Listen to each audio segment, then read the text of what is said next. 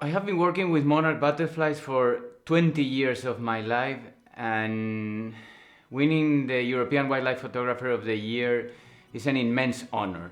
What I really like about this image is the element of surprise. I have seen so many people seeing the picture thinking they are just looking at a beautiful forest, and when they look more carefully they realize what they see is a texture of monarch butterflies, and that wow element is something that I always look for in these images. The monarch butterfly is one of the most iconic insects in the world. Their migration is a symbol in North America, and it takes from 3 to 5 generations to complete the whole cycle. Every winter, the monarchs that are born in the US and Canada migrate south to the forest in central Mexico, and they spend there 3 or 4 months hibernating. And when the spring comes, they start to mate, and those butterflies migrate again back to the prairies of North America to lay their eggs. They are looking for milkweed, their host plant. And what is wonderful is that the butterflies that return every year to Mexico, they have never been there. They are the great-granddaughters of the butterflies that left in the spring. And we still don't know how they find this forest, because these forests are so tiny. If you see them in a map, they spend the winter in 12 isolated mountaintops in the forest of central Mexico. It's very rare to see a sunset in this forest. And this afternoon, when I took the awarded image, I was waiting and I saw that something was going to happen. The light was coming right in place, and I say, this is it. And when I was waiting for the magic to happen, I heard a loud sound in the forest, a cracking noise. And my guide went checking around, and he told me, Jaime, come here. There's a branch with monarchs that has fallen in the ground.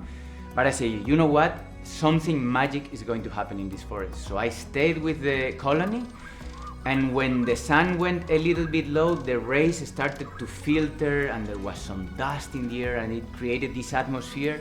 I was hand-holding a long lens, so I grabbed a few frames with very low light.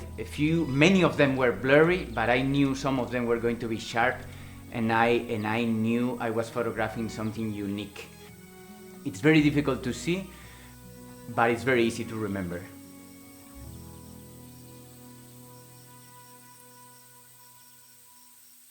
For photographers, the monarchs are one of the most amazing visual spectacles. But for the Mazawa people, an indigenous community that lives in these mountains, the monarchs are the souls of their ancestors that come to visit every winter. And the Day of the Dead, in early November, honors this tradition. Today the celebration has become more popular, and the monarchs are one of the undisputed pop icons of the Day of the Dead, and you will see lots of monarch costumes, and people love monarchs in Mexico, in North America, I would even dare to say worldwide. It's a very dear species. I have never seen an insect species with such an amazing fan base.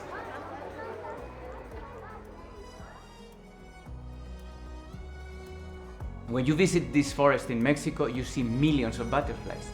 But don't let this illusion of plenty fool you, because the monarchs have been in decline for the last 40 years. But all we need to protect them is to take care of their breeding habitat in the US and Canada, and their wintering habitat, this forest in Mexico.